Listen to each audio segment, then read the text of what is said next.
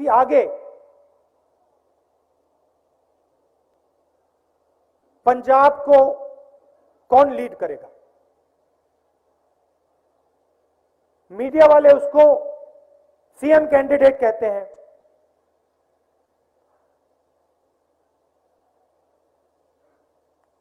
दोनों चन्नी जी ने और सिद्धू जी ने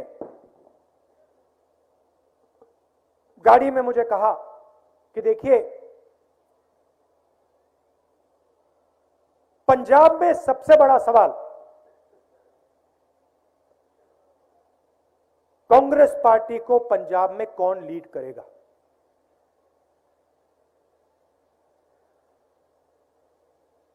और दोनों ने मुझे आश्वासन दिया और मैं बहुत खुश हुआ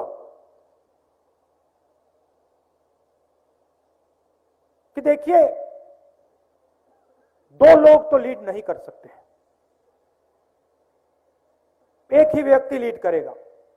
और दोनों ने मुझे कहा, जो भी लीड करेगा, कसम खा के दूसरा व्यक्ति अपना पूरा दम, अपनी पूरी शक्ति उसकी मदद करने में लगा देता। और मैं सुन रहा था,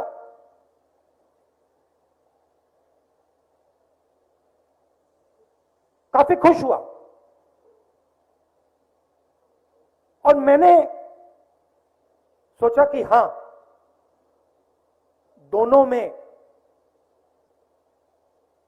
के दिल में कांग्रेस पार्टी की सोच है। ये सिर्फ एक राजनीतिक पार्टी नहीं है, देश में बहुत सारी राजनीतिक पार्टियां हैं,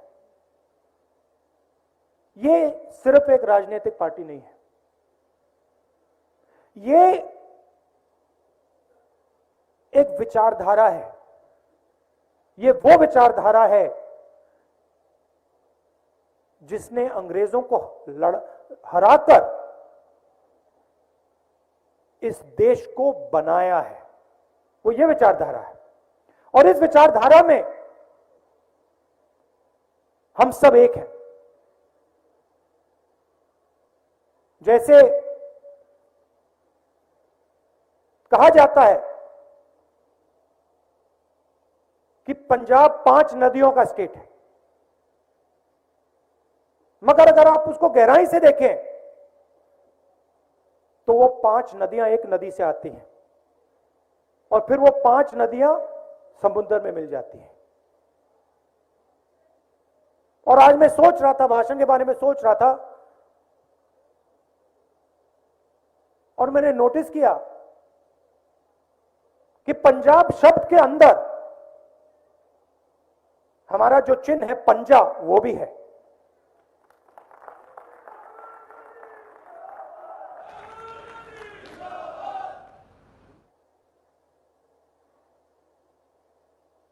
तो मैंने कहा, ठीक है, अगर कांग्रेस पार्टी चाहती है, क्योंकि आमतौर से हम ये नहीं करते हैं, मगर अगर कांग्रेस पार्टी चाहती है और कांग्रेस पार्टी का कार्यकर्ता चाहता है और पंजाब चाहता है, तो फिर हम चीफ मिनिस्टर का निर्णय आपके लिए ले लेंगे। कैसे लेंगे? अपने कार्यकर्ताओं से पूछकर,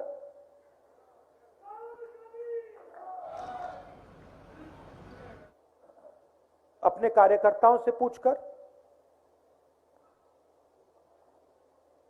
और जो सही व्यक्ति होगा वो पंजाब को आगे ले जाएगा और दूसरा व्यक्ति और दूसरे सब लोग मिलकर एक टीम जैसे लड़ाई लड़ेंगे। थोड़ा सा मैं आपको देश के बारे में और पंजाब के बारे में बताना चाहता हूं।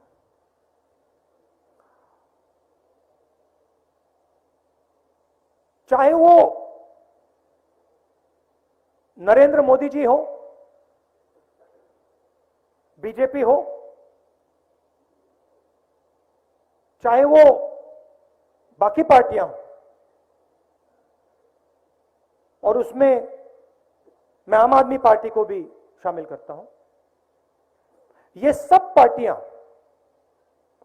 पावर को कंसंट्रेट करती हैं, पावर को चीफ मिनिस्टर के हाथ करती हैं, प्रधानमंत्री के हाथ करते हैं। कांग्रेस की विचारधारा शक्ति जनता की है, पावर को हम जनता के हवाले करना चाहते हैं। अब ये जो पावर को सेंट्रलाइज किया जा रहा है, जो नेशनल लेवल पे नरेंद्र मोदी करते हैं और आमतौर से चीफ मिनिस्टर्स करते हैं, इससे देश का क्या नुकसान हो रहा है, प्रदेश का क्या नुकसान होता है, मैं बताता हूं। रोजगार का सिस्टम आप देखिए, किसी भी प्रदेश में जाइए, रोजगार स्मॉल और मीडियम बिजनेस वाले देते हैं। जो देश के सबसे बड़े उद्योगपति होते हैं, वो इतना रोजगार नहीं देते जितना छोटे दुकानदार, स्मॉल एंड मीडियम बिजनेस चलाने वाले लोग देते हैं। नेशनल लेवल पे आप देखिए, डिमोनेटाइजेशन, नोटबंदी, किसको नुकसान हुआ? छोटे बिजनेस वालों को, दुकानदारों को, स्मॉल मीडियम वालों को। फायदा किसको हुआ? देश के सबसे बड़े 2-3 अरबपतियों को। उसके बाद जीएसटी लागू की, किसको फायदा हुआ? उन्हीं 2-3 अरबपतियों को। किसको नुकसान हुआ? छोटे दुकानदारों को, स्मॉल मीडियम बिजनेस वालों को। किसान बिल मोदी जी लाए, 3 बिल। पंजाब के किसान ने पूरा दम लगाकर हिंदुस्तान की सरकार के सामने खड़े होकर, और मैं आपको बधाई देता हूं, हम भी आपके साथ खड़े थे, मगर आपने उन बिल को खारिज कराया। मगर बिल का लक्ष्य क्या था? बिल का लक्ष्य था कि जो किसानों का है, जो मजदूरों का है, जो छोटे दुकानदारों का है, वो उनके हाथ से छीनकर हिंदुस्तान के सबसे अमीर 5-6 अरबपतियों को दिया जाए। ये लक्ष्य। हमारी सरकार ये जो पैसा अल्कोहल, माइनिंग, ट्रांसपोर्ट और केबल से आएगा, उस पैसा का प्रयोग इन हब्स को world class centres of excellence में बदलने का इस्तेमाल होगा।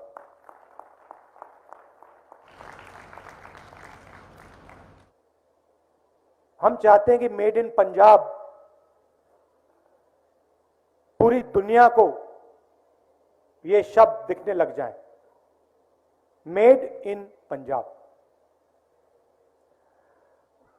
पंचायती राज की राजीव जी ने बात की थी। हम चाहते हैं कि जो हमारे प्रधान हैं, सरपंच हैं, लोकल बॉडीज में जो हमारे नेता हैं, कॉर्पोरेटर्स हैं, पावर उनके हाथ में दी जाए और डायरेक्ट उनके हाथ में दी जाए और ब्यूरोक्रेसी से पंजाब ना चलाया जाए। तो ये एक और उदाहरण डिसेंट्रलाइजेशन का। तीसरा उदाहरण,